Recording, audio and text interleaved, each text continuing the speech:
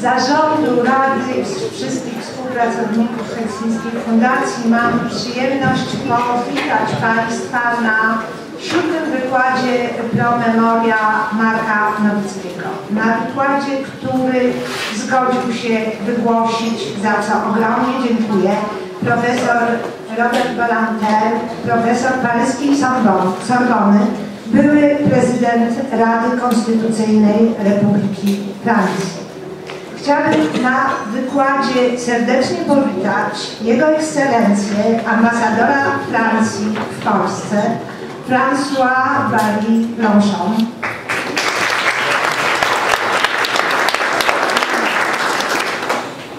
Naszego przyjaciela, a teraz prezesa Trybunału Konstytucyjnego w Polsce, profesora Andrzeja Rzeplińskiego. Prorektora Uniwersytetu Warszawskiego, profesora Marcina Paulusa. Profesorów Uniwersytetu Warszawskiego, uczestników naszej międzynarodowej konferencji, panelistów oraz uczestników, absolwentów Szkoły Praw Człowieka, przyjaciół Helsińskiej Fundacji Praw Człowieka. Witam wszystkich bardzo, bardzo serdecznie.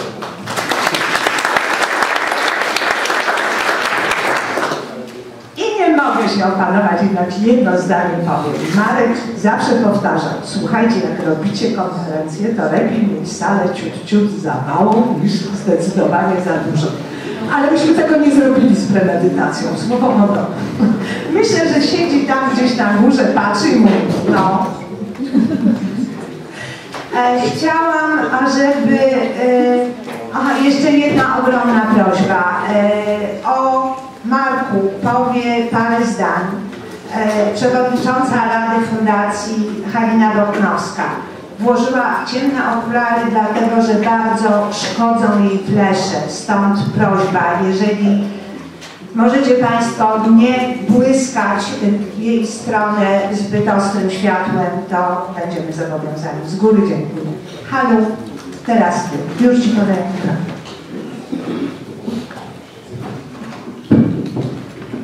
Dobry wieczór wszystkim. Po raz pierwszy mam okazję, żeby mówić publicznie o Marku Nowickim. Pomyślałam sobie, że spróbuję powiedzieć coś innego niż co roku mówiła Danka Przywara. Mamy wspomnienia wspólne, ale ja mam też jeszcze swoje osobne i z nich coś chciałam Państwu przekazać. To Marek przyjął mnie jeszcze w poniekąd konspiracyjnym Komitecie Helsińskim w Polsce i pomógł mi poczuć się u siebie w gronie, które było bardzo różne od mojej proweniencji, bo ja byłam w tym momencie byłem redaktorem miesięcznika Znak, przyszłam ze strony katolickiej, a to było grono zupełnie inne i nie było jednej minuty, w której czułabym się w tym gronie obco czy niepotrzebna. I w dużej mierze właśnie to Marek stwarzał taką atmosferę. Nie powiem, nie będę wspominać szerzej o rzeczach, które wszyscy wiedzą i które są najważniejsze. O tym, że tak wiele sił i pracy włożył nie tylko w pracę w Polsce, ale w działania na terenie tak zwanej wspólnoty niepodległych narodów. Pomyślałam sobie, że będę mówić tylko o tym, co widziałam. Ja tam nie byłam, tam nie widziałam. Widziałam na pogrzebie Marka, kim on był dla tych osób, które z tak daleka zjawiły się tu w Warszawie, żeby się z nim pożegnać i żeby powiedzieć także, ile mu zawdzięczam. To było wielkie moje własne wspomnienie. Jeszcze inne to w zakładzie karnym w Białymstoku miałam komentować filmy o prawach człowieka i bardzo ciężko mi to szło. Osadzeni patrzyli na mnie jak na jakąś taką ciocię, która coś tam opowiada, nieciekawe, nieważne. Wreszcie któryś z nich zapytał się, a Marka Nowickiego to pani znała? No i jak zaczęłam opowiadać o Marku i o tym, jak go znałam, to w ogóle wszystko całkowicie się zmieniło. Znikł dystans, było poczucie, że należymy do tego samego klanu, czy tej samej rodziny. Marek umiał dogadać się i zbliżyć do najrozmaitszych ludzi. I powiem uczciwie, że teraz jak dosyć zajmuję się kontaktami z osadzonymi, jutro będę z nimi mówić o Dniu Praw Człowieka, to Marek zawsze jest w jakiś sposób przy mnie jako wzór i jako ten, od kogo się nauczyłam pewnych rzeczy i pomaga mi uczyć ich dalej. Jeszcze jedno wspomnienie na zakończenie to rozmowy z Markiem, kiedy litościwie odwoził mnie przez ciemną Warszawę do domu i wtedy zawsze poruszaliśmy jakieś zagadnienia, w danej chwili najważniejsze i do dziś chyba najważniejszą z tych rozmów była ta o stosunku praw społecznych do tych praw godnościowych, praw człowieka, którymi nasza fundacja głównie się zajmuje. I dostrzegłam wtedy, jak bardzo Marek widzi głębokie powiązanie jednych z drugimi i jednocześnie jak realistycznie ocenia nasze możliwości. Mówiliśmy o polityce społecznej. Chyba nadchodzi czas, kiedy trzeba będzie w duchu praw człowieka, tych, którymi się najczęściej zajmujemy, zacząć intensywniej wpływać na politykę społeczną. To jest moje osobiste zdanie, ale mam poczucie, że kiedy to mówię, to też jestem w tej linii, którą Marek nam przekazywał. Jestem mu jeszcze wdzięczna także za poparcie dla idei stworzenia warsztatów praw człowieka dla studentów, na których z początku sam też jeszcze wykładał. Jednemu z młodych ludzi z tymi warsztatami związanych udzielił ostatniego wywiadu, kiedy już bardzo ciężko chory nie odmówił udzielenia wywiadu dla Festiwalu Nauki. I to są jakby ostatnie notatki z takich jego głębokich przemyśleń jako człowieka, który łączył osobistą znajomość nauki ze znajomością i z byciem rzecznikiem praw człowieka w takim najgłębszym, nieprawnym, ale istotnym znaczeniu. Bardzo mu jestem wdzięczna za to i z tej linii Marka wywodzą się i grupa Wirydasz zajmująca się sprawą antysemityzmu i ksenofobii, wprost będąca przedłużeniem tamtych warsztatów i nasza obecna grupa Horyzont przeciw karze śmierci, a także za ideą sprawiedliwości naprawczej. Już tej grupy Marek nie poznał, ale jestem przekonana, że jest ona jednym z takich prawdziwych przedłużeń jego obecności wśród nas i jego pracy z młodzieżą. Cieszę się, że dzisiaj właśnie będziemy o tym słuchać, o tym czym i jak, mam nadzieję, że tego głębiej jeszcze dowiem, jak kara śmierci jest nie do pogodzenia z prawami człowieka.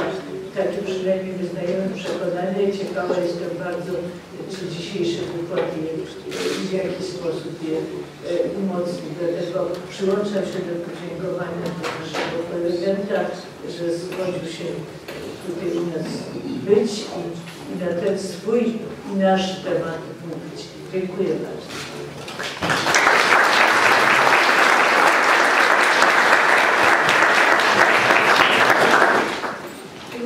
sali i proszę profesora Wiktora Osiadzińskiego, żeby przybliżył nam sylwetkę naszego gościa. Dobry wieczór Państwu. Ja jeszcze chcę powiedzieć coś, co nie zostało powiedziane, mianowicie było powiedziane, że to jest 7. wykład pamięci Marka Nowickiego. Te wykłady są zorganizowane przez Open Society Institute. Kiedy Marek zmarł, Marek pracował bardzo wiele z Fundacją Helsińską, za pośrednictwem dla organizacji, które Open Society Institute pomagał tworzyć i współfinansował w Azji Środkowej, na Kaukazie i w Rosji. Gdy Marek zmarł, zastanawialiśmy się w OSI, jak go upamiętnić. I powstał pomysł właśnie, żeby wybitni przedstawiciele, ludzie, którzy bliskie są prawa człowieka, wygłaszali wykład, jeden w Uniwersytecie Środkowoeuropejskim i drugi w Warszawie. To jest 7. wykład, pan profesor Balanter miesiąc temu, 10 listopada, miał wykład w Uniwersytecie Środkowoeuropejskim. Chciałem powitać panią Renatę Łuc, która prowadzi program prawa konstytucyjnego na Wydziale Prawa tego Uniwersytetu. Drugim rodzajem upamiętnienia Marka było to, czego on za życia domagał się i nie potrafił. Mianowicie on przyjeżdżał z Kaukazu, z Azji Środkowej i głównie do mnie to mówił, byłem takim pośrednikiem między Fundacją Helsińską a OSI, że tam są takie organizacje małe, które wspaniałe rzeczy robią i im jest potrzebne 2, 5, 7 tysięcy dolarów. I to jest za mała suma, żeby to dostać. Te wszystkie wielkie fundacje, rządy, te organizacje i tak dalej, to one dadzą 1 100 000 chętnie. To jest tyle samo papierków, co 2 czy 5. 2 czy 5 to się strasznie urobią i za mało mają sprawozdawczości. I myślał, czy można byłoby gdzieś dostać. I nie można było. I było to bardzo trudne. I pół marca śmierci okazało się to wtedy możliwe i powstał taki fundusz właśnie o łącznej wysokości 200 000 dolarów rocznie, który jest dawany małym organizacjom praw człowieczych w Azji Środkowej na Kaukazie. W tej chwili niedawno zapadła decyzja, że Fundacja Helsińska będzie poproszona, żeby wrócić i kontynuować dawną szkołę, tak zwaną zaawansowaną szkołę praw człowieka dla byłych krajów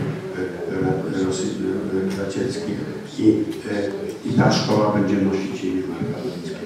Tylko tyle chciałem powiedzieć, jakby nieproszony, bo to nie był mój temat. A teraz mam powiedzieć coś o profesorze Balanterze, a Państwo macie na karteczce i tu wszystko macie napisane i co ja mam powiedzieć z tego, co Wy nie macie na tej karteczce. Po pierwsze, to nie mogę tak osobiście jak Pani Portnowska powiedzieć, oprócz tego, że ja pamiętam, nie jestem pewien, czy Pan Profesor to pamięta, ale bodajże albo w 1988 roku, albo w 1990 roku, kiedy uczyłem w Uniwersytecie Columbia razem z profesorem Henkinem problemów praw człowieka związanych z transformacją, na jedno z seminariów przyjechał profesor Balanter, przyjechał pewnym krokiem z niesamowitą energią, żywotnością, miał wykład i potem brał udział w dyskusji i niesamowite było jego to, w jaki sposób panował nad prawem amerykańskim, francuskim, europejskim i prawami człowieka i mechanizmami ich obrony z każdej perspektywy. To było coś, co rzucało się w oczy. Od tej pory przez 20 lat nie mieliśmy osobistego kontaktu, ale ja tam to spotkanie bardzo dobrze pamiętam. Mogę powiedzieć tak, że siedzi przed Wami prawnik, który stał się potem profesorem, był obrońca w sprawach kryminalnych, który stał się profesorem, który później stał się sędzią, później stał się politykiem i przez cały czas zachował wielkie człowieczeństwo. To takie z dużej litery. Życie, kariera publiczna we Francji międzynarodowa prowadziła przez 5 lat bycia ministrem sprawiedliwości w latach 81-86 przez 9 następnych lat był prezydentem Rady Konstytucyjnej, czyli odpowiednikiem, francuskim odpowiednikiem Trybunału Konstytucyjnego. Później do tego roku był senatorem. W latach 90. był prezydentem przewodniczącym takiej piątki, która była nazywana jego nazwiska grupą Badantera, która miała wymyślić właściwie konstytucyjne i nie tylko konstytucyjne zręby przyszłego porządku po rozpadzie Jugosławii i Jugosławii. Był również w Komisji Europejskiej Konstytucji Unii Europejskiej. Te zainteresowania Jugosławią trwają do dzisiaj. W czasie naszych korespondencji, których zapraszałem pana profesora Badantera, bardzo często był czy to w Bośni, czy w innych krajach, czy w Kosowie, czy w innych krajach Jugosławii. Napisał bardzo wiele książek, to na najróżniejsze tematy. Książka Wolność, Wolność i 5 lat później książka Wolność i Równość. To a propos tego, o czym mówiła przed chwilą pani Portnowska. Wraz z żoną napisał monografię Condorseta. Pisał książki na temat, ostatnia książka tegoroczna, to jest o narodzinach czy tworzeniu kodeksu Napoleona pod tytułem Róże i Kolce. Napisał również 3 książki dotyczące tematu dzisiejszego wykładu: Egzekucja w 1973 roku, Abolicja w 2000 i Przeciw karze śmierci w 2006 roku. I o tym chcę powiedzieć słowo osobiste, które zawdzięczam informacje na ten temat, i to Renacie Ulicz, która dość szczegółowo o tym mówiła w Budapeszcie. 37 lat Robert Badinter był świadkiem, tylko obserwował proces Eichmanna w Jerozolimie w 1965 roku. Później był ministrem sprawiedliwości, który zniósł karę śmierci, doprowadził do zniesienia kary śmierci we Francji, i w tym czasie we Francji odbywał się proces Chatillonu Barbie. Chatillonu był człowiekiem, który ojca profesora Badintera wysłał do Oświęcimia. Profesor Badinter był przeciwko karaniu śmiercią Barbiego z Katalonii. W 2001 roku był przeciwko skazywaniu w ogóle innego kata hitlerowskiego, Papona, twierdząc, że jest to już tak stary człowiek, że właściwie byłoby to nieludzkie, żeby go skazywać. I wtedy wiele mówił na temat wybaczenia, na temat nie tylko sprawiedliwości, ale wybaczenia. Ten temat dla nas jest strasznie ważny i chyba aktualny zawsze, i on właściwie o człowieczeństwie mówi najwięcej. A dzisiaj od niedawna profesor Badinter przeniósł zaciekawienie, czy zainteresowanie, czy swój wkład z tych starych ludzi, którym należy wybaczyć, młodych ludzi, którym należy pomóc. I właśnie niedawno był na Ukrainie, gdzie rozpoczął taki wielki proces, czy na temat reformy wymiaru sprawiedliwości dla młodocianych przestępców. Można by dłużej mówić o tej bardzo szerokiej palecie i zainteresowań i dokonań profesora Badintera, ale właściwie chyba wystarczy. I chcę serdecznie powitać pana profesora i poprosić, żeby pan nam podzielił się swoimi myślami w największym bodaj dokonaniu, bo zniesienie kary śmierci w Europie było też w największym stopniu dziełem profesora Badintera, bardziej niż kogokolwiek innego. Dziękuję.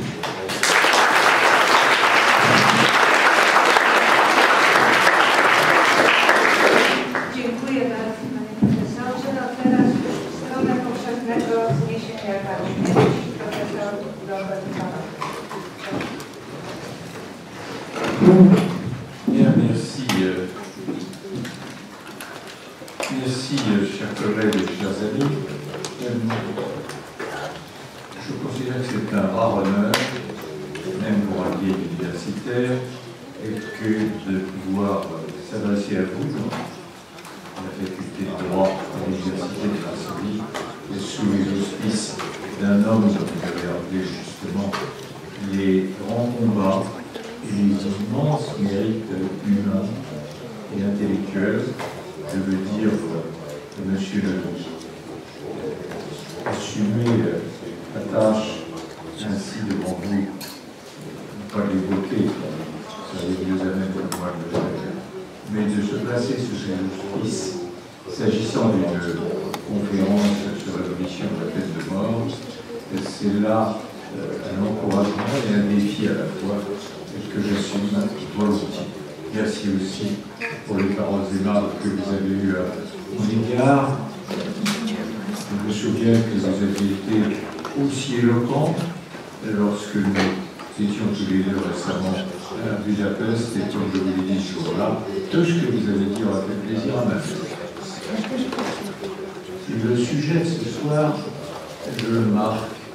Je l'ai délibérément choisi, non pas pour parler ici, même si nous sommes journée des droits de l'homme, du bien fondé de l'abolition, ou dénoncer, comme je l'avais fait si souvent et autant d'occasions, ce que représente la peine de mort comme outrage à la conscience universelle et défi à la justice. Non. J'ai choisi délibérément, et au regard de la nouvelle génération, d'inscrire mon propos dans une dimension historique dont on ne prend pas assez la mesure s'agissant de l'abolition de la peine de mort. Je vais revenir. J'ai toujours pris l'habitude, quand j'étais professeur, de faire des cours assis. Je considère que la relation de la tribune est une relation politique, pas une relation didactique.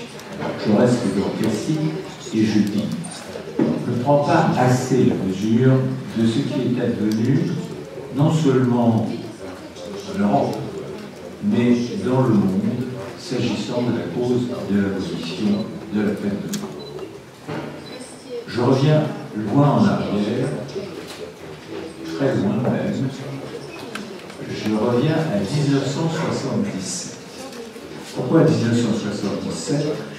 Parce que c'est à Stockholm, en décembre 1977, au moment où Amnesty International recevait le prix Nobel de la paix, que les militants, je représentais moi Amnesty France à cette époque, dans ce congrès international d'Amnesty, que les militants ont décidé que l'abolition de la peine de mort serait désormais une des causes premières pour lesquelles Amnesty lutterait. 1970.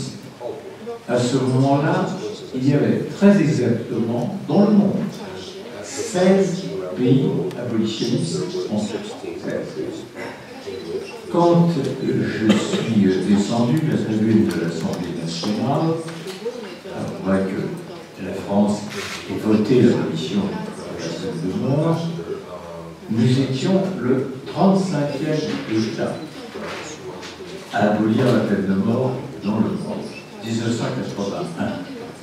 30 ans se sont écoulés, il était aisé de faire le bilan. Le bilan est le suivant. Il y a aux Nations Unies 194 États, vous savez qu'on compte par État et non pas par population, 194 États. J'ai rappelé que nous étions le 35e État, nous Français, à abolir la peine de mort. 30 ans se sont écoulés. Nous sommes passés de 35 à 138. 138 États sur 194 sont aujourd'hui dans le monde abolitionnistes en droit ou en fait, en droit pour une centaine environ, en fait, c'est-à-dire ne pratiquons plus la peine de mort depuis 1 ou 2 décennies, c'est dire à quel point nous sommes devenus majoritaires. Alors, je le dis très simplement, en 1977 à Stockholm, nous n'aurions jamais espéré un résultat. En 1981, véritable maître à penser des abolitionnistes français, c'est Victor Hugo, le grand Victor Hugo, qui était abolitionniste toute sa vie, et qui répétait toujours ce qu'il faut, c'est l'abolition pure, simple et définitive. Et quand ce vœu a été réalisé, j'ai regardé la place de Victor Hugo là dans l'hémicycle, l'extrême gauche, et chef commandant communiste, et je me suis dit, le vœu d'Hector est rempli, il reste maintenant à ajouter un quatrième adjectif, universel. Et d'essayer de ce progrès et de cette lutte pour l'abolition universelle que je tiens à parler dans cette université. Si après ça on me pose des questions s'agissant de la nation, je répondrai volontiers. Mais ici, à Barcelone, je voulais absolument resituer l'abolition dans ce contexte international, dans sa véritable dimension universelle. Quelle situation, en effet? Comment les choses ont évolué dans ces 30 dernières années? J'ai les chiffres globaux. Et il faut bien mesurer qu'au-delà, à travers ces chiffres globaux, s'inscrit une réalité saisissante. La première, c'est que notre continent, le continent européen, dont franchement on ne peut pas dire qu'il ait été exempt de crimes atroces dans sa longue histoire, et notamment dans le siècle dernier, notre continent a été souillé, désolé par les pires crimes qui se puissent commettre.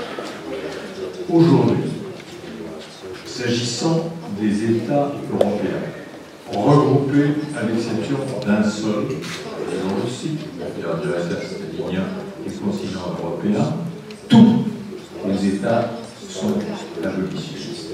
Tous, sans aucune exception. Je rappelle, sauf la Biélorussie, pour des raisons qui tiennent à son passé et à son régime totalitaire. L'alliance entre le totalitarisme et la peine de mort est une constante historique. Nous avons donc un continent entier qui a réussi, après avoir été si marqué par les pires crimes qui soient, à se libérer, à se débarrasser définitivement, je dis bien définitivement, de la peine de mort. Rarement, dans notre histoire, un continent si chargé, en effet, d'histoire, on aura vu pareil, victoire aussi éclatante des droits. Et il faut bien que vous mesuriez que cette victoire de l'abolition, elle ne s'est pas traduite simplement par des abolitions successives, État par État, à travers l'Europe, les uns après les autres. Les États européens, au-delà de l'abolition dans chacun de leurs territoires, sont liés ensemble par une commune conviction, mais aussi par des traités régionaux qui, je le rappelle, ont toujours une force juridique supérieure à la loi interne, traités internationaux qu'ils ont souscrits et par lesquels ils se sont interdits de rétablir la peine de mort. Le premier de ces actes européens à dimension régionale, c'est le 6e protocole à la Convention européenne des droits de l'homme, qui date de 1983. J'avouerai qu'il est le fruit d'un travail ourdi par 5 activistes, non ministres de la Justice à ce moment-là, et je salue la mémoire d'un grand champion des droits de l'homme, le ministre de la Justice autrichien, Brodal, social-démocrate arrêté par la Gestapo, et qui a été un très grand combattant des droits de l'homme et de l'abolition de la peine de mort. Ce protocole est lié à la Convention européenne des droits de l'homme. Il interdit aux États qui l'ont signé et ratifié de recourir à la peine de mort. Tous les États européens membres du Conseil de l'Europe ont ratifié maintenant. Tous, sans aucune exception. La Biélorussie ne fait pas partie. Les Russes à cet égard une politique que je qualifierais seule d'incertaine, mais tous les autres, ambiguës plutôt, tous les autres sans aucune hésitation. Il existe ensuite un deuxième protocole, toujours lié à la Convention européenne des droits de l'homme, qui est la charte de nos droits fondamentaux, qui est le texte, je le rappelle toujours, sur lequel se fonde la Cour européenne des droits de l'homme lorsqu'il s'agit de défendre nos droits et nos libertés fondamentales individuelles. Eh bien, il y a un 13e protocole annexe qui est venu renforcer le 6e protocole, qui date depuis l'année 2000 et qui maintenant est ratifié par la plupart des États. Voilà pour les dimensions régionales.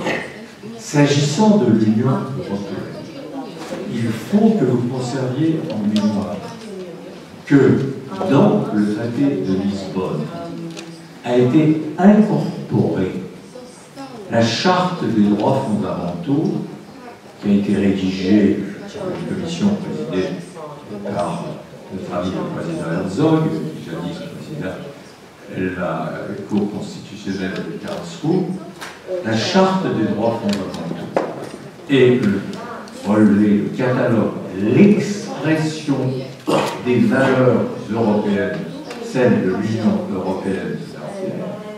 On ne peut pas être candidat à l'entrée de l'Union et on ne peut pas être membre de l'Union en dérogeant à cette charte des droits fondamentaux qui a maintenant valeur juridique et peut-être invoquée par chacun d'entre nous devant la Cour de justice de Luxembourg. L'article 2 de cet acte solennel qui correspond à ce qui est pris le passe pour la Constitution américaine, la Déclaration des droits de l'homme dans l'histoire constitutionnelle française. L'article 2 dit ceci: nul ne saurait être condamné à mort ni exécuté. On ne saurait dire mieux les choses. Dès lors, au regard de ces engagements internationaux à dimension européenne, vous devez conserver présent à l'esprit que ceux qui, dans nos démocraties, pour des raisons de pure démagogie, disent « Ah, il faut rétablir la peine de mort », mentent à ceux dont ils exploitent les peurs ou l'émotion légitime devant un crime atroce. Quand un homme ou une femme politique, dans un État membre de l'Union, vient dire « Ah, il faut rétablir la peine de mort », c'est pour obtenir des voix. Parce qu'il ne peut pas ignorer ce que je viens de rappeler. Et qu'il serait impensable et impossible pour un État européen de rétablir la peine de mort sans se voir aussitôt assigné à quitter l'Union. On ne peut pas être membre de l'Union européenne et recourir à la peine de mort. On ne doit pas, sauf à être un démagogue, dire nous devons rétablir la peine de mort. La peine de mort est sortie de la civilisation européenne, heureusement, à nos yeux, trop tardivement, mais irréversiblement. Ce n'est pas indifférent de le rappeler à certains moments et dans certains lieux, pas seulement auprès de moi, ici ou là. Ce n'est pas tout. Les choses sont allées sur le plan universel également plus loin. Vous avez un protocole annexe au pacte sur les droits civils et politiques, ou au pacte de 1966, lequel protocole numéro 2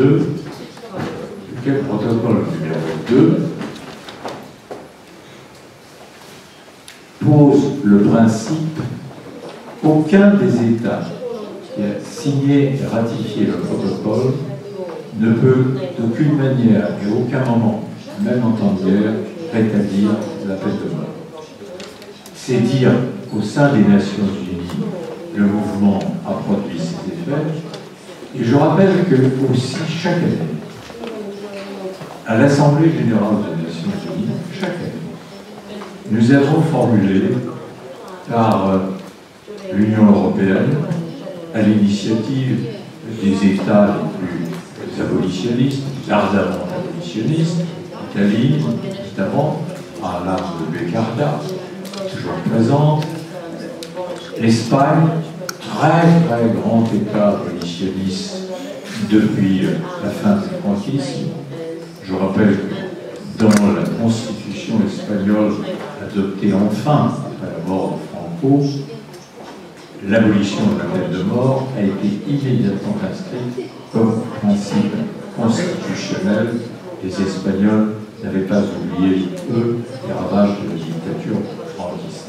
Et enfin, la France, devenue heureusement des nations les plus militantes dans ce domaine, j'oserais dire qu'il était temps, lorsque, en 1981, nous avons aboli la peine de mort.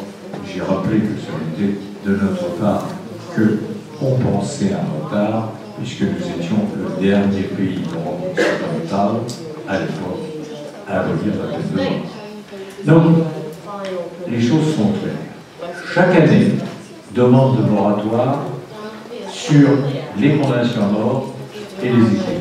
Et chaque année, nous recueillons plus de suffrages. J'irai plus loin. Il y a, et c'est d'une importance symbolique et effective considérable, il y a, vous le savez, un mouvement qui s'est produit dans les dernières décennies, pratiquement depuis les guerres dans l'ex-Yougoslavie. C'est le mouvement vers la création d'une véritable justice pénale internationale. Nous en avions parlé aux États-Unis. Ce mouvement a une importance capitale puisqu'il s'agit de faire en sorte que les auteurs des pires crimes contre l'humanité, les pires qui puissent être réalisés sur cette terre, les génocides, les transferts forcés de population, les purifications ethniques, les massacres collectifs, les viols collectifs et systématiques, tous ces crimes les plus barbares qui soient, sont de la compétence de la Cour pénale internationale ou de juridictions pénales ad hoc créées pour des raisons diverses au regard de tel ou tel crime contre l'humanité commis dans telle ou telle partie de l'humanité. Mais ce qu'il y a de commun à ces juridictions et ce qui marque la plus importante d'entre elles, parce qu'elle est permanente, la Cour pénale internationale siégeante à La Haye, celle qui a eu à connaître les crimes commis dans l'ex-Yougoslavie, je pense tout de suite au jugement de Milosevic ou à celui de Tadic, celle qui a à connaître des crimes commis au Darfour, celle qui aurait dû connaître de M. Kadhafi s'il n'était pas mort, parce que son fils et d'autres encore. Bref, les pires des criminels contre l'humanité relèvent de sa compétence. Et quand nous avons débattu longuement la procédure adoptée du système de sanction pénale, l'accord s'est fait.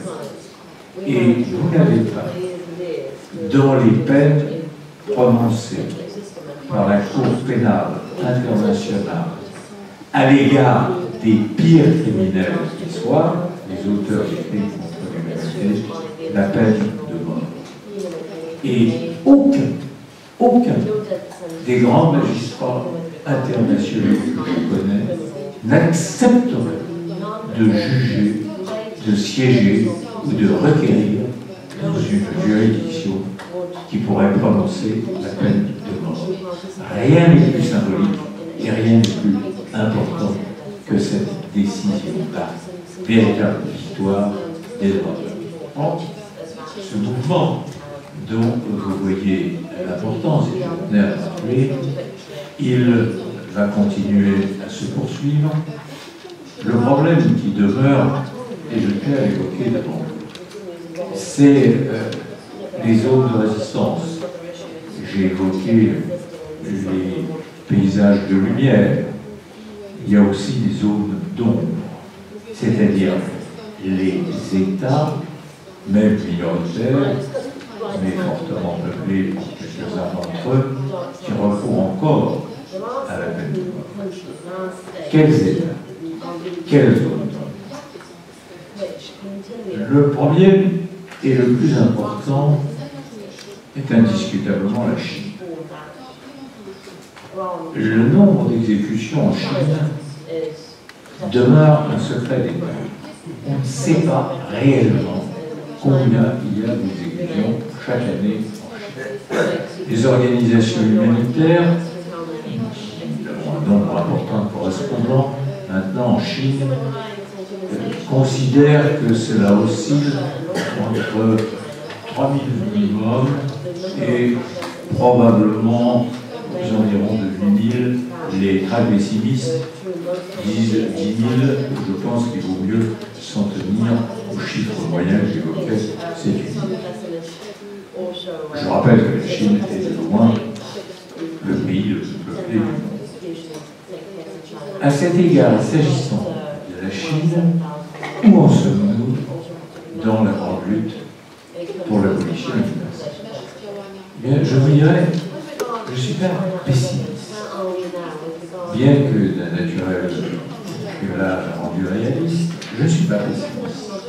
Parce que nous constatons qu'il existe en Chine un mouvement abolitionniste de plus en plus vigoureux, regroupant notamment les sœurs d'université, femmes et hommes qui exercent des professions judiciaires, magistrats aussi, en petit nombre, étudiants et militants d'organisations de droits de l'homme, bien entendu, mais ce mouvement va se renforcer. Et dans les dernières années, moi j'étais déjà en Chine, j'ai fait cours à l'université de Pékin, sur le rapport de longtemps des droits de l'homme, et en particulier de l'abolition de la peine de mort. L'intensité de la conviction de nos amis abolitionnistes chinois force le respect, mais réalise surtout des avancées. Des avancées d'abord concrètes, en ce sens que le nombre d'exécutions en Chine a, on le sait, et on le sait par ce que disent les magistrats eux-mêmes, sensiblement diminué, parce qu'à la suite de réformes législatives, le contrôle de la régularité de la procédure appartient exclusivement à la Cour suprême de la République. Or, les procédures dans les profondeurs de l'immense Chine ne sont pas toujours respectueuses des règles mêmes qui sont formulées par les autorités chinoises, et du même coup, le nombre d'exécutions a, pour le savoir, d'abord des exécutions ensuite a sensiblement diminué à partir d'annulation de procédures. Deuxième raison, c'est que la culture chinoise est en évolution. Elle est en évolution, c'est le procureur général de Chine, personnage considérable qui ne paraît pas avoir sucé au lait maternel la douceur, l'humanitarisme et la bonté. Il avait fait toute sa carrière à partir de ses états de service chez Mao Tse-tung lui-même. C'est dire que Chine garde le service très longtemps, et c'est dire qu'il connaissait bien la question. Et au cours d'un débat intéressant, off celui-là, évoquant en effet l'approche des droits de l'homme, la philosophie politique qu'il y a derrière toute pénalité, il a fini en disant avec un demi-sourire: oui, je ne nie pas Et même au fond de moi-même, je pense volontiers que c'est vrai. La solution la meilleure, c'est l'abolition. Mais il a ajouté aussitôt, avec cette fois-ci de l'autre côté du visage, le complément du sourire. Mais voilà, les esprits ne sont pas encore prêts. Les sensibilités sont encore trop vives et il y a trop d'insécurité en Chine pour que nous puissions le réaliser maintenant, mais ça viendra. Je me suis dit de son vivant, j'en doute, du mien, je l'espère, mais c'est improbable, je retiens quand même le propos. Et il a ajouté, c'est plus intéressant, c'est un autre, ici à côté de lui, il a ajouté cette phrase très remarquable. Il disait, les Chinois, peuple héritier, on le sait, de grandes vieilles cultures, ne peuvent pas vivre sans une philosophie qui sous-tend leur civilisation. Et nous sommes en ce moment en manque de philosophie. Remarque très forte, car même Karl Marx, dans ses pires cauchemars, n'aurait jamais pu concevoir un système dans lequel le Parti communiste gérerait le capitalisme le plus sauvage. Ça, c'est une grande innovation. Regardez de la théorie du départ.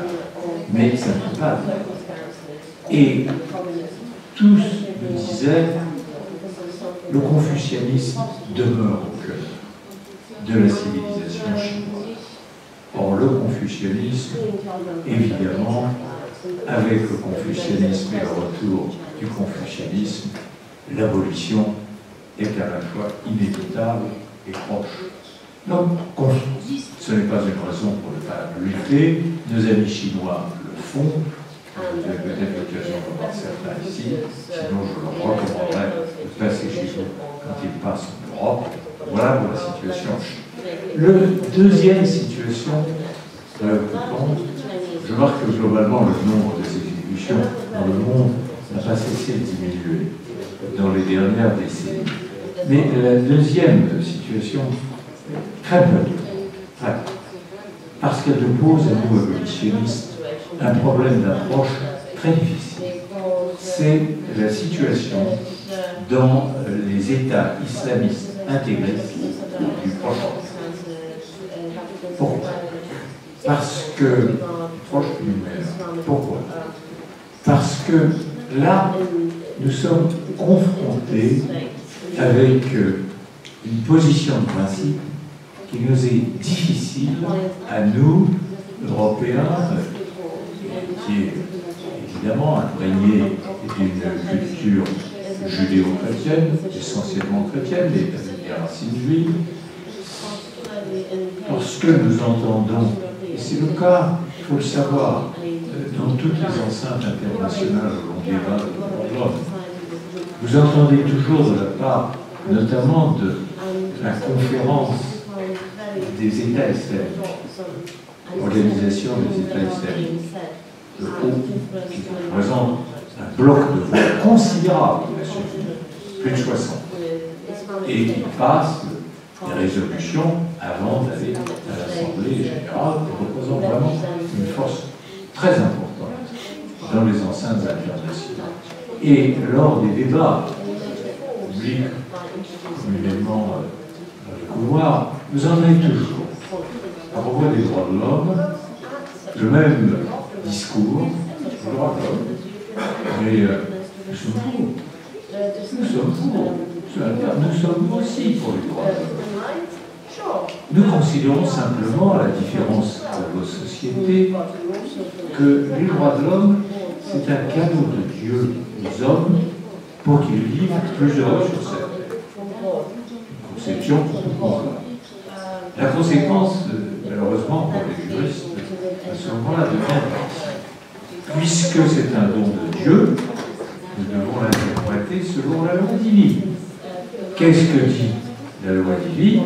La charia dit, dans tel qui était le cas, c'est la peine de mort. Donc, au nom du respect que nous devons aux droits de l'homme, eh bien, nous sommes là en train d'assumer la mise en œuvre de la prescription divine qui prévoit la peine de mort. pourquoi dire c'est difficile, non pas sur la discussion elle-même, mais c'est difficile parce que, je l'ai dit, à prétendre à être nous des docteurs théologie, des docteurs en charia. Ça ne peut être que des docteurs en théologie musulmane eux-mêmes. Et le combat pour l'abolition passe, lorsqu'il s'agit de ces États intégristes, je le souligne. C'est important de garder le dernier objectif, l'intégriste, au combat. Évidemment, il doit être conduit par nos amis musulmans. Et je rappelle que là, nous sommes dans une situation qui est une situation extraordinairement préoccupante. Parce que, alors que le mouvement universel, je l'ai évoqué, s'agissant des États intégristes qui sont ceux du Proche-Orient, ou plus loin, vous avez non seulement une pratique de la peine de mort, mais vous avez un accroissement, une augmentation des condamnations et des exécutions, avec cette particularité que, alors que ce n'était pas ainsi dans les pays qui n'avaient pas encore aboli la peine de mort, notamment en Europe, le nombre de femmes condamnées à mort et exécutées ne cesse pas d'augmenter. Ici, cela va croissant. Et parmi ces États,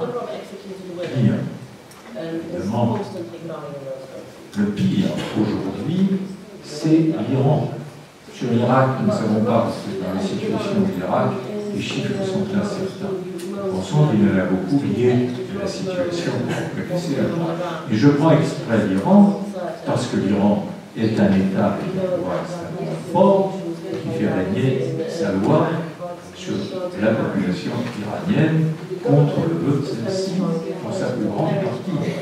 Or, la pratique de la peine de mort en Iran n'a pas cessé de croître dans les dernières années, et notamment dans les 2 dernières années, avec un fort pourcentage de femmes, plus important, et même des mineurs au moment des faits, en violation de le pacte sur les droits civils et politiques signé par le nom jadis, mais qui est toujours là. Là, évidemment, je le disais, la lutte, c'est à nos amis musulmans de la conduite.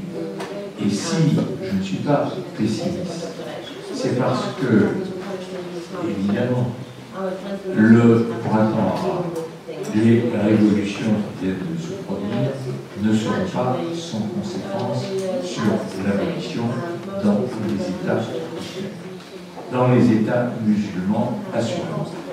Et sur ce point, je tiens à marquer que s'agissant de nos amis tunisiens, nous entendons beaucoup d'excellents juristes amis en Tunisie, c'est un peuple particulièrement enduré, j'ai eu l'occasion de le voir pour certains des meilleurs étudiants que les Tunisiens. Eh bien, aujourd'hui, l'article 1er du projet de constitution, qui est en discussion, en ce moment à Tunis, prévoit la constitutionnalisation de l'abolition de la peine de mort. Elle sera interdite par la Constitution si le projet, comme nous l'espérons, est voté par l'Assemblée. Au Maroc, même mouvement. Au Maroc aussi, le droit, qui longtemps, nous le savons, incline vers l'abolition, et les événements souffles qui ont balayé le pays font que nous sommes convaincus que nous aurons l'abolition de la peine de mort dans les 2 années à venir au Maroc. Et ce mouvement s'étendra. Et s'étendra notamment à l'aide sur l'Égypte. Je ne sais pas, je ne suis pas retourné depuis longtemps, nous verrons. Mais c'est pour dire que le printemps est pour nous porteurs. Pourquoi il est porteur? Parce qu'il s'agit d'États musulmans. Pourquoi est-ce si important? Notamment s'agissant du Maroc, parce que je rappelle qu'au Maroc, le roi descend directement de la famille du prophète, qui est le commandeur des croyants. Par conséquent, que l'abolition survienne dans un État musulman dont le roi, chef de l'exécutif, est directement issu de la famille du prophète, permet d'invalider, pour les musulmans abolitionnistes, l'affirmation générale et catégorique, la charia prescrit la peine de mort. Disons-le franchement, quand on relit, ce qui j'espère est votre lecture vespérale quotidienne, lorsqu'on relit la Bible, l'Ancien Testament et même certains passages du Nouveau, on n'a pas le sentiment que la peine de mort était complètement ignorée des judéo-christianistes, franchement.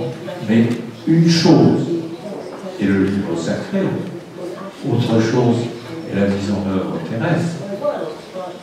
Rendre possible, comme le fait la charia, la peine de mort, ne veut pas dire, comme le disent mes amis théologiens musulmans, la rendre obligatoire. Entre le possible et l'obligatoire, il y a évidemment le choix terrestre. Et le choix terrestre, c'est le détenteur du pouvoir de César qui le fait. Donc, nous allons et nous irons là de l'avant avec ce problème, pour l'instant, et on l'a dit seulement pour l'instant, spécifique de l'île. Avec les monarchies des Golfe, ce sera plus difficile pour d'autres raisons. Reste le cas des États-Unis. Le cas des États-Unis, qui est un cas extraordinaire, dans la mesure où les États-Unis, c'est indiscutablement une vieille démocratie, je dirais, on le veut toujours, c'est la première des grands, par l'étendue du territoire et la population, des grandes républiques. La première, et d'autres elle, c'est la première de l'époque contemporaine, elle est toujours restée. C'est un état de droit indiscutable, même si de temps en temps il nous arrive à nous aussi de faire des réserves. Mais ça n'est pas discutable. Surtout, c'est pour les continents hors du nôtre le modèle de référence s'agissant des démocraties occidentales. Et chacun sait qu'on condamne encore à mort et qu'on l'exécute aux États-Unis. Alors, il faut être précis et juste. Précis en ce sens que quand on dit « Ah, les États-Unis, la peine de mort y est pratiquée », il faut rappeler que les États-Unis sont une république fédérale, que la loi pénale, celle qui fixe les pénalités et donc qui comporte éventuellement la peine de mort, relève de la compétence de chaque État. Il y a une compétence fédérale pour les crimes fédéraux, mais ils sont rares et à ce moment-là, cela relève d'autres procédures. C'est celle qu'on va s'exercer à travers Guantanamo. Mais en ce qui concerne l'essentiel, vraiment l'immense majorité du cas, c'est une affaire d'État.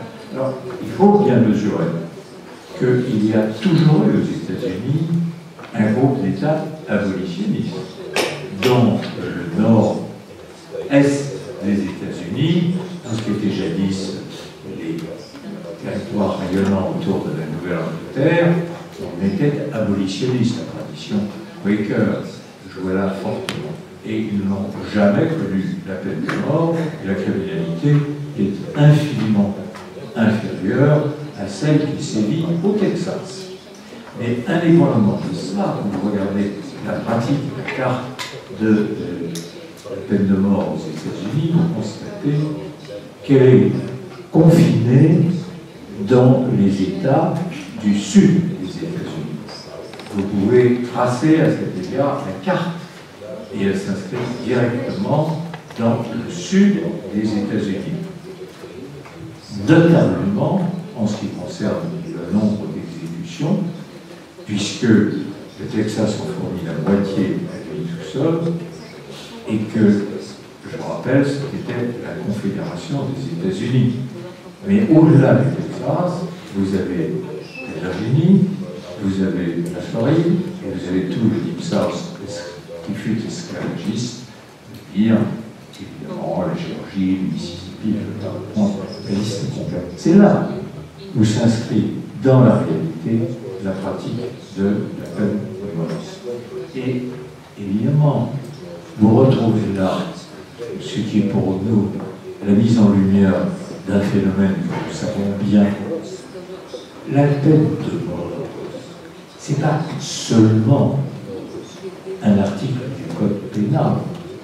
La peine de mort, c'est d'abord des femmes et des hommes, surtout des hommes, qui sont jugés, condamnés à mort et exécutés.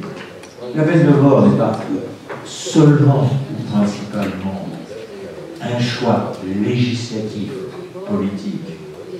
La peine de mort, c'est la mise en œuvre d'une forme de justice qui tue. Et cette justice qui tue, inévitablement, elle draine avec elle, les hommes étant les hommes, tous les poisons d'une société. Et parmi ces poisons, vous les retrouvez là directement inscrits dans la pratique de la peine de mort aux États-Unis.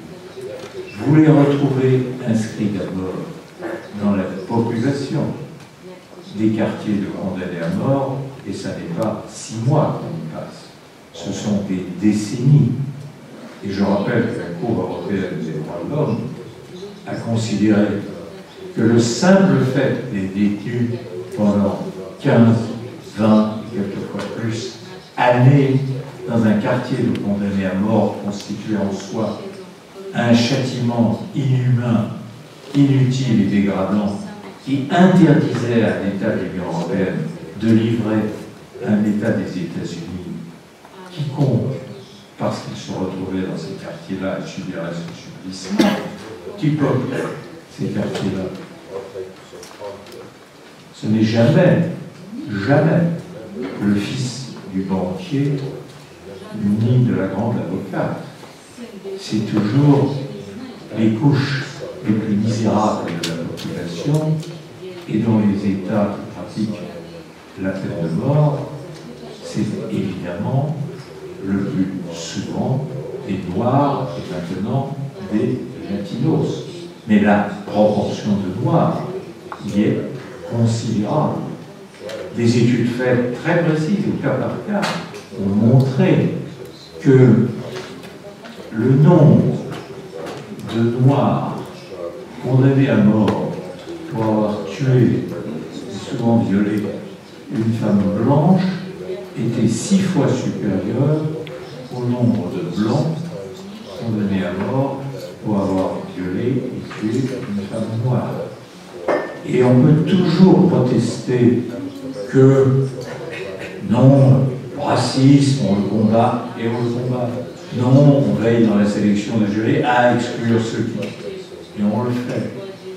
Mais dans le fond de l'art humain, quand il s'agit de juger des auteurs de crimes souvent atroces, toutes les forces refoulées se manifestent. Et j'ai eu, moi, la surprise, je l'ai dit à l'Assemblée nationale au moment du débat sur l'abolition, j'ai regardé tous les cas de condamnation à mort en dehors des époques de condamnation à mort pour des raisons politiques, pour la guerre, l'occupation, après la libération, l'épuration, etc., l'autorisation, uniquement les crimes de droit commun.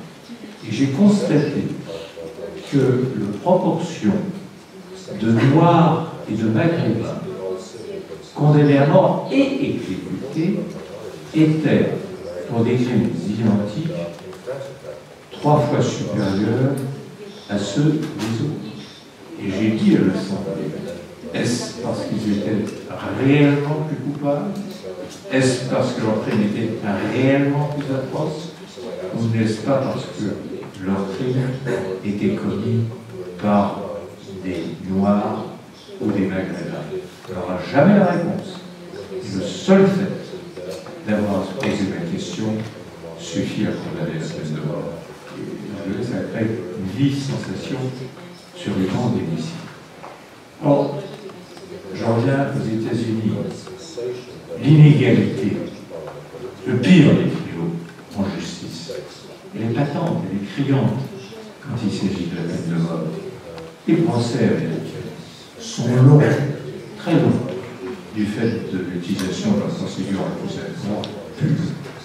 Il dure des semaines, parfois des mois. Les bons avocats comptent énormément et se font payer très cher. Quand on n'a pas d'argent pour lever de bons professionnels, vous avez le concours d'avocats choisis d'office, par qui d'ailleurs? Par le président, qui va, au prix où il est payé, perdre tous les jours de l'argent au regard de ses frais généraux à mesure que le procès dure. Alors il y a un corps de militants, avocats incomparables, je saluerai toujours, qui se dévouent à la cause de la lutte contre la peine de mort dans les prétoires et qui sont payés très maigrement d'ailleurs par une fondation qui est alimentée par les militants de l'abolition. Mais la plupart du temps, ce sont ce type d'avocats commis d'office qui assurent la défense. Et il faut savoir qu'aux États-Unis, si vous ne soulevez pas les moyens de nullité au moment du premier procès, c'est trop tard, vous ne pouvez plus le sortir en appel. Ni devant la Cour suprême, c'est fini. Il fallait les faire juger une première fois. Ça permet d'évacuer un grand nombre de pouvoirs religieux. Alors, le résultat est là. Vous avez analysé par l'Université de Columbia, grande université, et par un groupe de journalistes, les 5477 cas de condamnation à mort prononcés aux États-Unis entre 1977 et l'an 2001. Et on a trouvé que dans plus de la moitié des cas, la condamnation était entachée d'illégalité. Parce qu'on avait méconnu le droit de la défense, parce qu'on avait oublié tel témoin, parce qu'on avait dissimulé un scellé, parce qu'on avait refusé une expertise. Et pour finir, l'égalité des armes, principe qui est aussi celui de la Convention européenne, entre l'accusation et la défense. Qu'est-ce que ça veut dire? Quand vous avez d'un côté l'accusateur public, le district attorney, élu par les citoyens et réélu par eux, et pour être réélu, il faut afficher une sévérité sans faille, notamment dans les États du Sud, et notamment à l'encontre de ceux qui garnissent les quartiers de condamnés à mort. Il dispose de la police judiciaire, des experts, des laboratoires scientifiques. Il dispose de toutes les équipes possibles. De l'autre côté, qu'est-ce que vous avez? Un avocat commis d'office, et de temps en temps, avec une maigre dotation, un contre-expert que le juge a accepté d'accorder à la défense. C'est tout. C'est la lutte, cette égalité des armes entre le contre et le contre. Voilà pour la réalité de la pratique judiciaire aux États-Unis engendrant ces peines de mort. Donc un système fondamentalement injuste. Et c'est parce qu'il est si porteur de la justice que je suis convaincu que nous verrons l'abolition de la peine de mort, étape par étape, survenir dans les prochaines années aux États-Unis. Ce n'est pas du wishful thinking. Il suffit de voir le mouvement. Le nombre de condamnations à mort a diminué depuis l'époque du président Bush de plus de la moitié. Le nombre d'exécutions, plus que de la moitié. Du temps, le gouverneur Bush le président Bush était gouverneur du Texas. Le Texas, à lui seul, en fournissait la moitié des exécutions. J'ai avec M. Bush une correspondance soutenue que je laisserai à mes petits-enfants pour qu'ils puissent la vendre moins cher et partir faire un joyeux voyage, dans lequel je lui dis, gouverneur tel et tel, vous ne pouvez pas être rare de l'humanité, de la justice, de la gloire du Texas et de votre réputation, envoyer ce évident innocent Enrico Fatal. Je recevais toujours le même télégramme, toujours le même. Dear Senator, don't worry. La justice du Texas est à la fois parfaite, respectueuse des droits et humaine. Don't worry. Et le lendemain, il était exécuté. Alors, depuis cette époque-là, les choses vont mieux. Pas tellement mieux au Texas, elles vont mieux quand même. Hein. Mais d'ailleurs, dans les États-Unis, elles vont mieux. Il faut que vous sachiez que dans les toutes dernières années, il y a eu trois grands États des États-Unis qui ont aboli la peine de mort. New York, l'Illinois, Chicago, le président Obama, et le New Jersey, ainsi d'ailleurs que le Nouveau-Mexique. Vous avez un grand nombre de moratoires. Dans des États, c'est toujours la même chose, le gouvernement va signer l'ordre d'exécution, se rend compte en regardant la procédure qu'il va signer peut-être la mise à mort d'un innocent. Et on comprend qu'il recule un autre. Pas ça. Il va charger ma conscience de ça. Alors, on arrête, moratoire, examinons les procédures, voyons ce qu'il en est, réfléchissons. Et le moratoire, c'est toujours la voie ouverte vers l'abolition. Ça s'est passé comme ça dans un certain nombre de pays, et notamment en Angleterre et au Canada. 5 ans de moratoire suivi de l'abolition. Ça sera ainsi. Aux États-Unis, morceau par morceau, je suis sans illusion, ça sera plus difficile quand il s'agira du Texas. Mais c'est inévitable. Je termine pour vous dire de ce tableau qui n'est pas, au regard des résultats, victoire remportée sans optimisme. Je voudrais que vous gardiez présent un constat. Vous avez ce mouvement si fort vers l'abolition universelle. Qu'est-ce qui frappe quand on regarde ce mouvement? Ce n'est pas seulement son intensité, c'est que l'abolition est irréversible. Je reviens à ce que je disais tout à l'heure à propos des démagogues. Ce qui frappe, c'est que les États, et notamment les démocraties, qui ont aboli, ne reviennent pas en arrière. Or, ces démocraties ont des gouvernements représentatifs, soumis régulièrement à élection. Et chacun pense que toute majorité et tout gouvernement a le désir d'être réélu. C'est à la fois politique et humain.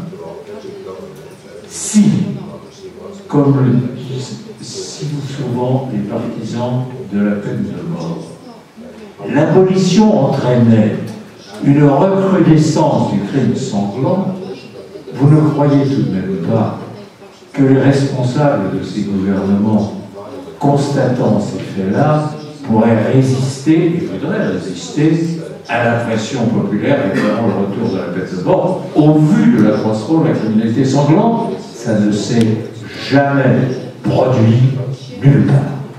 Jamais produit nulle part. C'est pourquoi il y a là un véritable enjeu de civilisation. Pas de lutte contre la criminalité. Le crime sanglant, le crime atroce, il suit son chemin indifférent à la présence ou l'absence de peine de mort.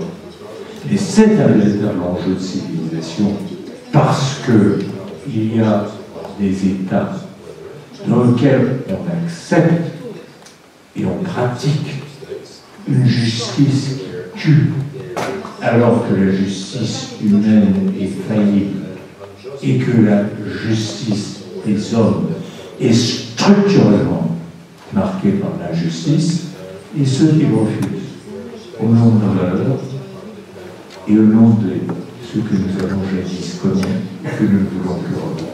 Et c'est pour ça que la cause de l'abolition a une telle importance, mais elle est sur une bonne voie. Maintenant, c'est à vous, pas seulement pour les questions, mais pour l'abolition, bien sûr. Merci.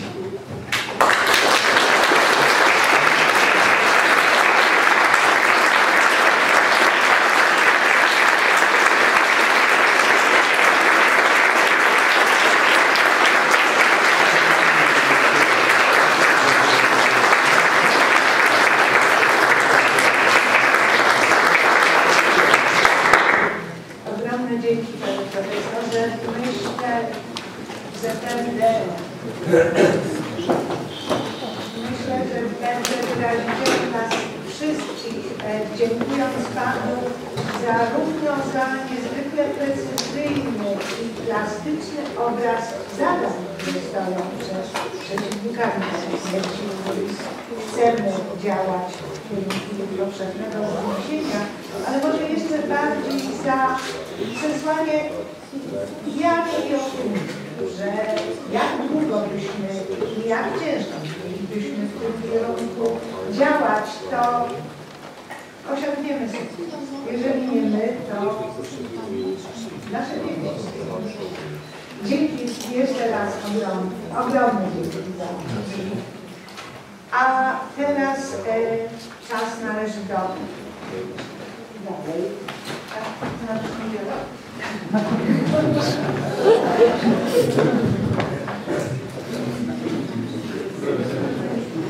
Czy ma powtórzyć? Nie, słyszeliśmy. Daliście radę, tak? Dobra, fajnie, dzięki. A teraz czas należy do Państwa. Umówiliśmy się z Panem Profesorem, że będzie po kolei odpowiadał na Państwa pytania. Dobrze. Ewa Siedlecka.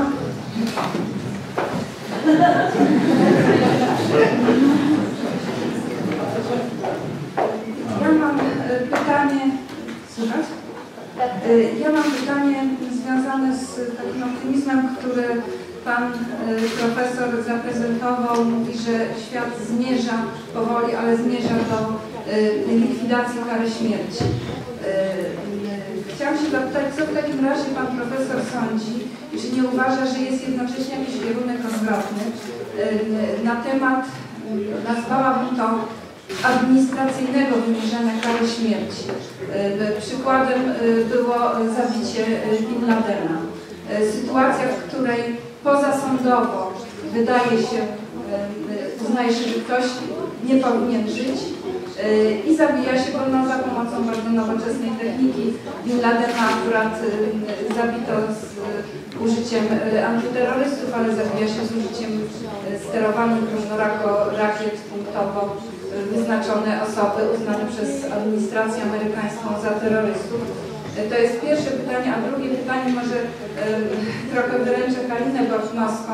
Chciałam się zapytać, czy Pan Profesor podziela pogląd o istnieniu czegoś takiego jak mentalność kary śmierci, która nie jest związana z istnieniem samej kary śmierci, ale raczej z taką mentalnością odwetu, filozofią odwetu. Kara jako odwet.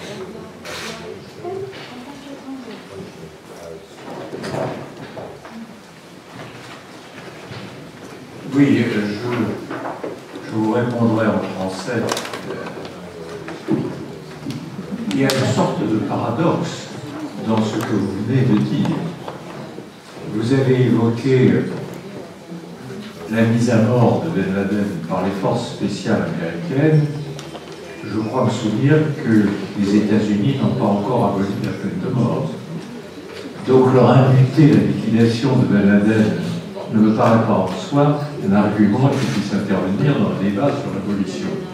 Si vous me demandez mon sentiment personnel, s'agissant de criminels contre l'humanité, c'est le cas Ben Laden. Il faut dire les choses clairement. Ben Laden, il est l'auteur premier d'un des pires crimes contre l'humanité qui tombe sous le coup du statut de la Cour pénale internationale. Le meurtre délibéré de civils anonymes pour des motifs idéologiques s'agissant d'une action de masse constitue un crime contre l'humanité. Donc nous avons affaire à un grand criminel contre l'humanité. Pour moi, les choses sont claires. Sa place préférentielle était à la haine et à vie. Alors, en ce qui concerne les circonstances, j'ai le souvenir d'un militaire qui avait beaucoup guerroyé et qui nous disait à la commission de la défense du Sénat, vous savez, ça va vite. Dans des opérations qu'on conduit à toute vitesse, en ayant peur d'être tué soi-même, vous tirez très très vite, vous appuyez très très vite sur le gâchette et après vous voyez ce qui se passe.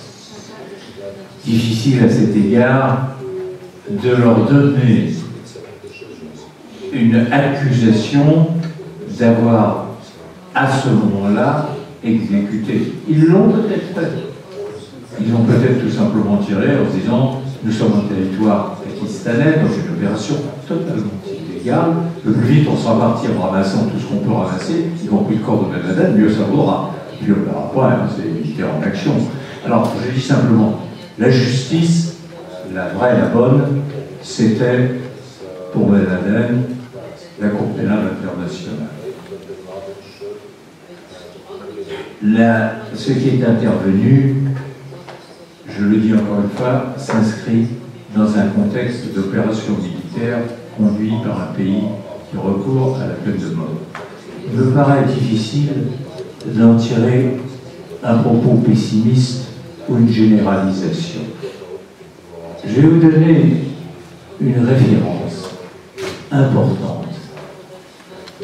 Aujourd'hui, dans quasiment tous les États du monde, la torture est interdite. Il existe une convention internationale qui date de fort longtemps, qui interdit le recours à la torture et qui a été ratifiée par les quasi-totalités des États. Ce n'est pas pour autant que la torture a partout disparu. Mais il est important que la conscience universelle et la quasi-totalité des États déclarent c'est contraire à la loi et à la conscience, ce qui veut dire que quand ils le pratiquent, ils se mettent eux-mêmes hors de leur légalité. Je dis que c'est important parce que c'est utilisé ensuite très habilement et heureusement par les organisations humanitaires pour mettre en question la pratique des États au regard de leurs engagements internationaux. Ça n'est jamais une arme inutile qu'un engagement international, même s'il est souscrit par des États hypocrites. Parce qu'on peut l'utiliser ensuite. Et je me souviens à cet égard, ça peut intéresser tout particulièrement l'auditoire, certains, que j'avais eu une fois à Durban une grande discussion avec les organisations humanitaires qui trouvaient le résultat des négociations et le résultat de la conférence et le résultat des travaux de la Comité des droits de l'homme de l'ONU insuffisants. Moi, le premier, je disais ce qu'il faut signer, pas signer, ils m'ont dit Helsinki. L'exprès, je prononçais 6 secondes. La troisième corbeille, pour les soviétiques, c'était une farce. Ils ont signé ça, le droit de l'homme a signé, elles s'en fichent complètement, ce qui m'intéresse, c'est le à partir d'Helsinki, les dissidents soviétiques, et partout, dans tous les États qui étaient soumis à la dictature, et évidemment de l'Union soviétique ou de leurs exécutants, on a utilisé la troisième corbeille.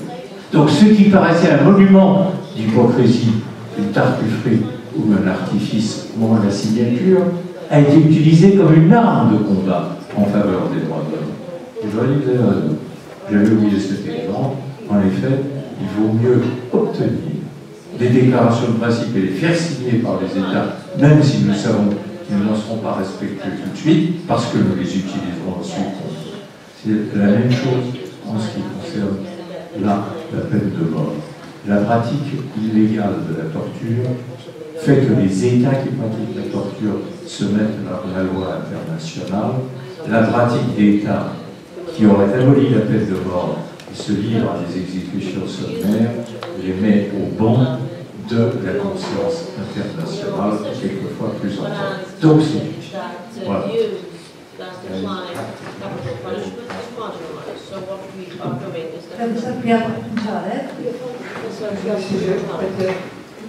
Je me présente d'abord, je m'appelle Pierre Michel, je suis professeur à la faculté de droit et de l'administration de cette université, bien qu'émérite. Comme moi, mon cher, comme moi. Et ce que je voudrais faire, c'est ne pas poser de questions. Mais c'est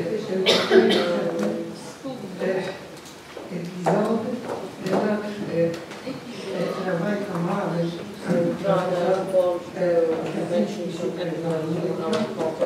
le conseiller de la commission constitutionnelle de l'Assemblée nationale et quand elle a la constitution polonaise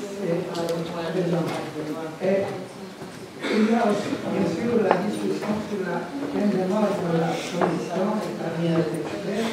Et à cette époque-là, il y a déjà 14 ans, les parlementaires n'étaient pas tellement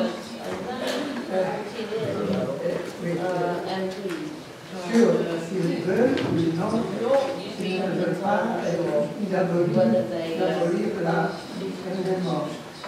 Mais les experts étaient sur le coup.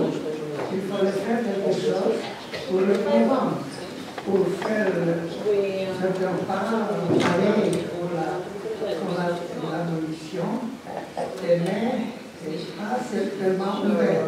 Ce n'est pas le cas, comme vous l'avez dit à propos de la constitution tunisienne. La première touche la problème de la partie alors, qu'est-ce que nous avons fait?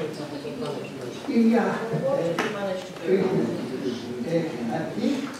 un article, et peut-être je ne voulais pas dire en français, mais lequel on parle de la défense des peines corporelles et cruelles.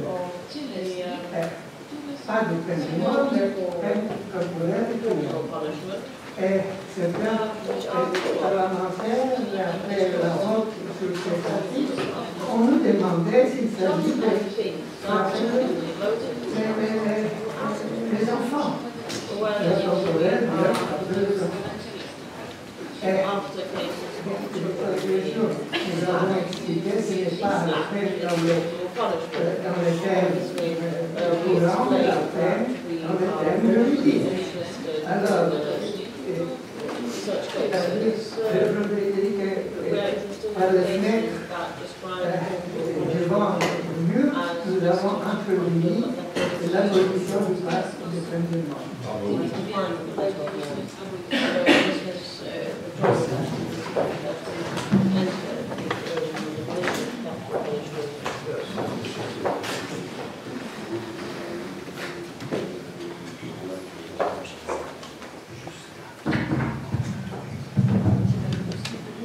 Bonjour Monsieur le Professeur.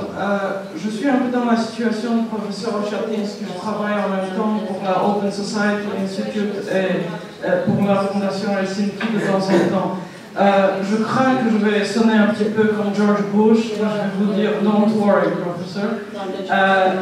Vous avez évoqué le cas du Moyen-Orient. J'ai une expérience à partager avec vous du nord de l'Afrique. Notamment, on est allé là, la situation est assez dramatique, mais elle n'est pas désespérée, je dirais. Avec deux collègues de la Fondation Helsinki des droits de l'homme, nous sommes partis au mois de septembre à Benghazi pour faire un cours sur les droits de l'homme, assez accéléré, d'une semaine. La troisième journée était consacrée notamment à la Cour pénale internationale.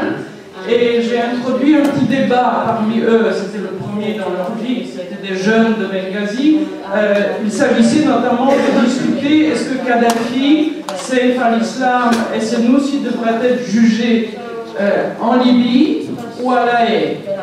Personne ne voulait être du côté de La Haye, tout le monde voulait débattre et défendre la situation et notamment, ils ont utilisé l'argument on ne peut pas les envoyer à La Haye parce qu'il n'y a pas de peine de mort là-bas. Qu'est-ce qu'on va faire? Il faut le tuer et à La Haye, ils vont le garder dans une cellule, il sera bien, il faut le tuer. Et aussi, ils ont utilisé l'argument comme quoi on pourrait très bien le torturer en Libye, et à La Haye, il ne va pas être torturé. Donc il ne faut pas l'envoyer là-bas. De l'autre côté, quand même, j'ai aidé avec eux pour qu'ils se divisent par de débat. Ils ont débattu. Le groupe qui défendait La Haye a utilisé les arguments notamment de manque de juristes, de cours, de prison, de sécurité, etc. On a voté ensuite et c'est La Haye qui a gagné. Ouais, donc, donc on peut être optimiste. Malheureusement, il faut être aussi un petit peu pessimiste parce qu'un mois plus tard, Kadhafi a été exécuté. Et tous les Libyens étaient très contents. Was executed and Libyans were actually very happy. Yes, another question, please.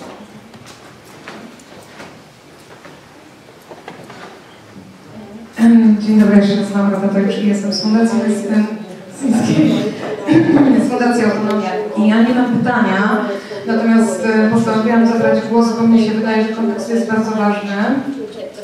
Jest tak, że pan profesor mówił w pewnym momencie o rasistowskich motywach wyższych wyroków wobec osób pochodzenia afrykańskiego i wtedy osoby, które słyszały tłumaczenie polskie, mogły usłyszeć o murzynach.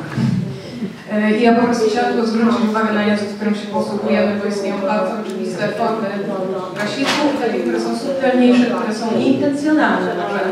I ja nie chcę powiedzieć, że to było intencjonalne, ale chcę zwrócić uwagę na język i polecam lekturę tej publikacji, która się nazywa Afryka Inaczej, która mówi właśnie o tym, jak pisać podziały.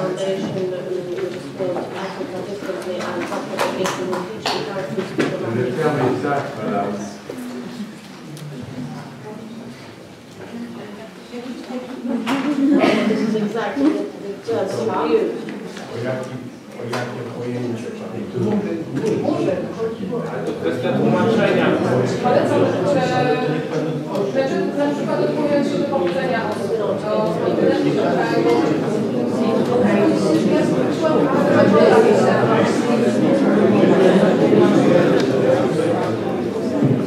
Rozumiem, że była to informacja zwrotna przekazana naszym tłumaczom. ale też na wszystkich. Nie, okej, ale precyzuję sens pani wypowiedzi. Dziękuję.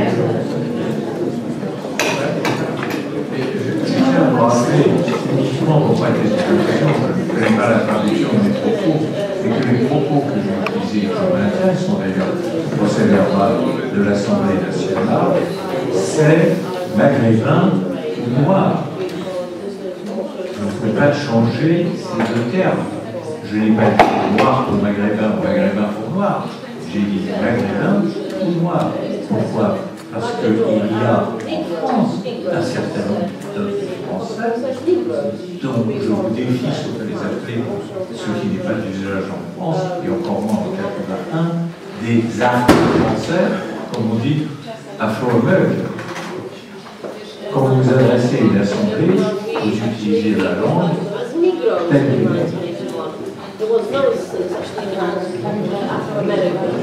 Dzień dobry Państwu, moje nazwisko Sylwia Jęczewska. Ja dzisiaj reprezentuję Instytut Geopolityki, ale bardziej chciałabym się podzielić swoją pracą magisterską na temat ochrony ludności cywilnej w konfliktach militarnych. Podjęłam się badania tego tematu.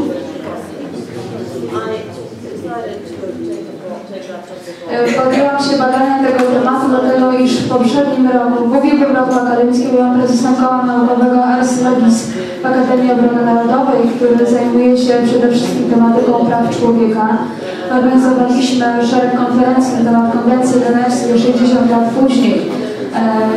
W tym roku niestety nie udało się w grudniu przyprowadzić. Mam nadzieję, że jeszcze w styczniu czy w lutym uda się tę konferencję zorganizować, bo spotkała się ona z żywym zainteresowaniem. Oczywiście zaznaczam, że były to konferencje międzynarodowe. Wracając do wątku, padłam na taki pomysł, znaczy analizując wszystkie akty prawne, publikacje dotyczące właśnie praw człowieka, przestrzegania w konfliktach militarnych, chodzi tutaj o ochronę ludności cywilnej przede wszystkim, zauważyłam, iż nie ma konsekwencji w obronie tych ludzi. Jest za dużo tych aktów, nie ma tak ujednolicenia, nie ma poukładania i wymyśliłam coś takiego jak międzykontynentalna konstytucja praw człowieka. Byłby to właśnie pomysł na stworzenie nowego takiego aktu.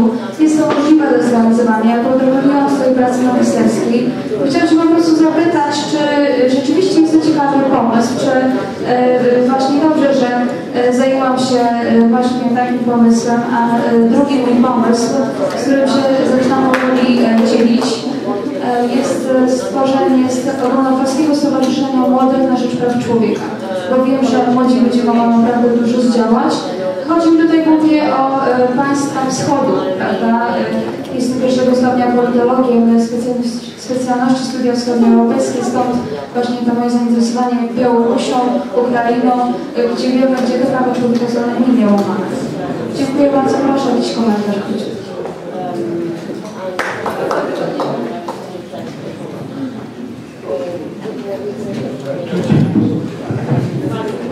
Toute initiative qui va dans le sens du renforcement de la lutte pour les droits de l'homme est une initiative bienvenue. Et quant à son effectivité, ça, il faut regarder de très près le projet que vous avez bien fait d'élaborer.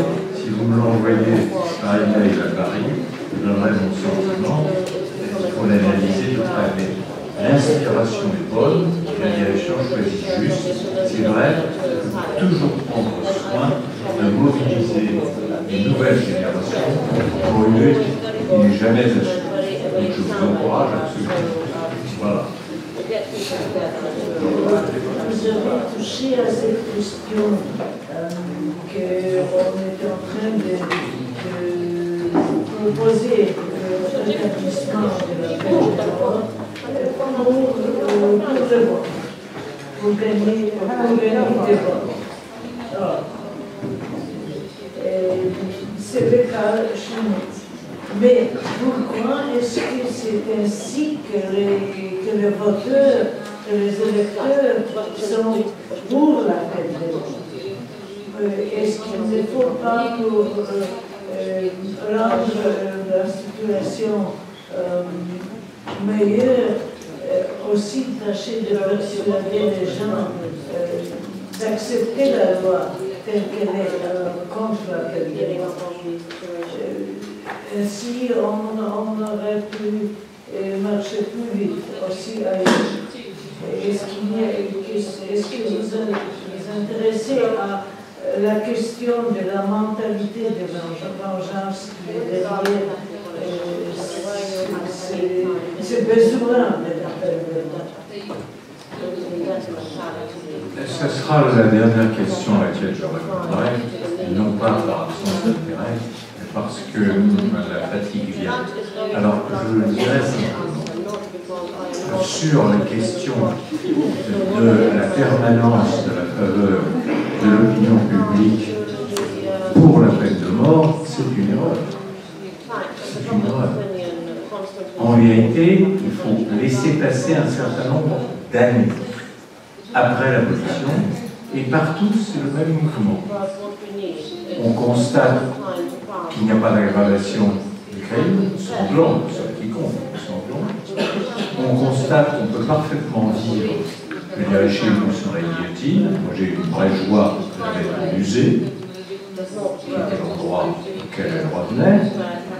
On constate que les sondages évoluent avec une nouvelle génération, et pour prendre le cas de notre pays, 64% des Français étaient en faveur du maintien de la peine de mort en 1981.